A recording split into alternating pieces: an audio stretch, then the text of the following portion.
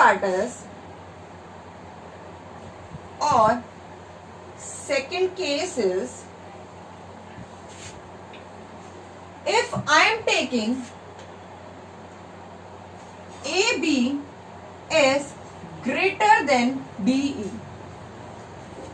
AB, see, there are only three possibilities between the two sides. If two sides are given, then there are three possibilities. Either these two sides are equal, or you can say one side is greater than the other side, or you can say that one side is less than the other side. Only three possibilities are there. So in first case, we have proved that if two sides are equal, then two triangles are congruent. Now I am taking the second case. Second case is AB, this length of triangle is greater than DE. Now what I will do, if this length is greater, it means I can take some point here. Let I am taking some point here and name as P, and I am joining this P to C. Now see what happens.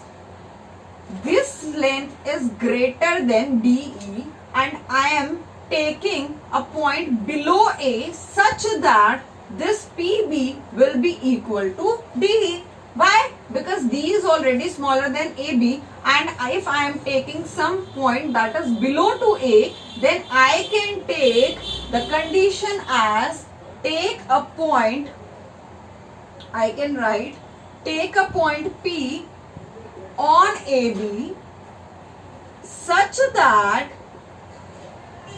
PB is equal to DE. Now, in spite of triangle ABC, I can take triangle PBC. Do you have any problem? And triangle DEF. Now, tell me, do you have any problem? If I am taking triangle PBC now, PBC, this triangle and this complete triangle. Now, PB is equal to D, that you have constructed PB is equal to DE. Reason is by construction. Very good. And same that you have done in the previous case, angle B is equal to angle E. I can write because it is already given. BC is equal to EF. These two things are given. See, where is the problem? If I am taking triangle PBC, BC is the side of triangle PBC, angle B is the angle of triangle PBC. So I can take these two quantities, and this is by construction. So one side, one angle, and one side, two sides and one included angle are equal to the two sides and one included angle. It means you can write triangle PBC is congruent to triangle DEF. And tell me the reason fast by SAS rule. Very good. Okay, we are up to this step. Triangle PBC is congruent to triangle DEF. Now, tell me if two triangles are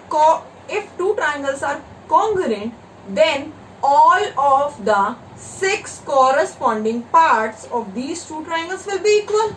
That we have already discussed. Very good. These two triangles are congruent. It means their corresponding parts, either it is side or it is angle, they will be equal. So I can write here the given quantity was angle B is equal to angle E, BC is equal to EF, and angle C is equal to angle F. This all was given. Now, if triangle PBC is congruent to triangle DEF, so I can say angle PCB is equal to angle DFE. Tell me any problem? If these two triangles are congruent, then I can say this angle PCB, not this complete, only this angle of this complete triangle will be equal to DFE of another triangle, because these two triangles are congruent. Very good. And you can write by CPCT. CPCT is the short form that corresponding parts of congruent triangle are equal. This is the short form.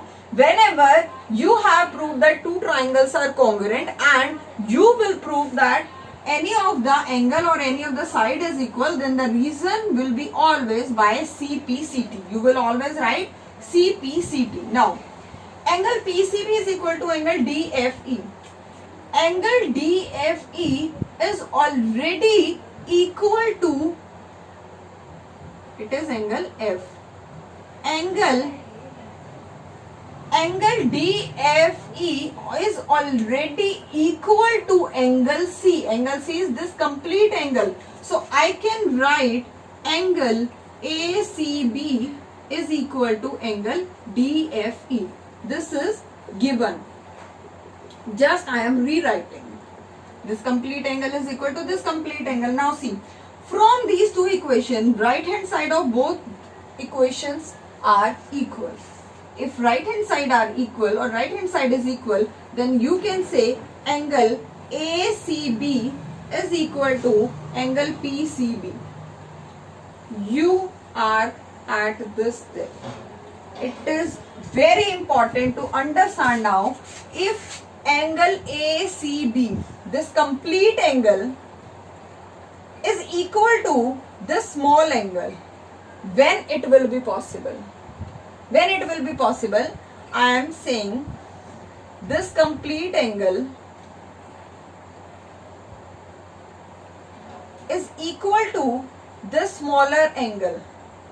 When it will be possible? It will be only possible when this point will be at this point. It means this line will coincide with this line, because see, this is the complete angle and this is the smaller angle.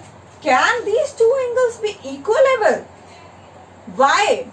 When it will be equal? It will be equal only when the point P will be equal to point A, or you can say that point P will lie on point A. This is the main thing in this second case that we have to understand. So, after this step, you can write it is possible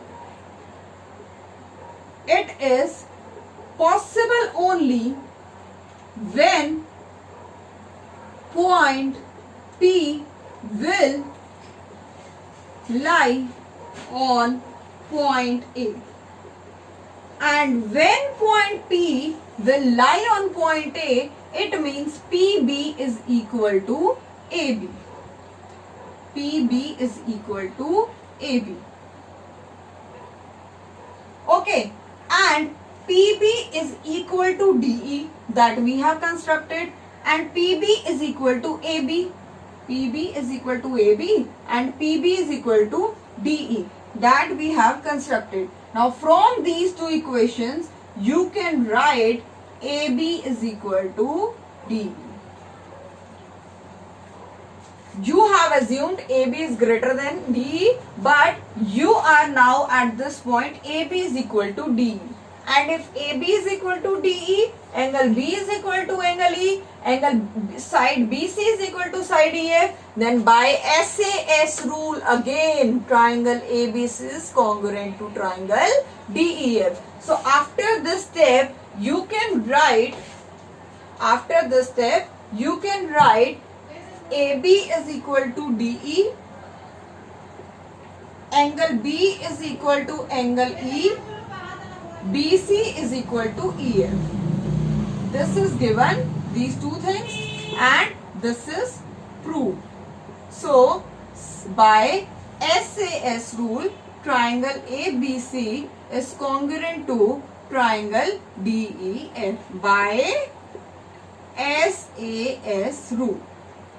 Okay, so now the left part is, or the left possibility is, if AB is less than DE. I discussed AB is equal to DE. I discussed AB is greater than DE. Now you will show me the proof when AB is less than DE, then how these two triangles will be congruent. It is your exercise. Tell me the solution. show me the solution, and you will, when you will do yourself, then you will be able to know the steps, the reasons why I am doing this step, why I am writing this in a very better manner. Got it?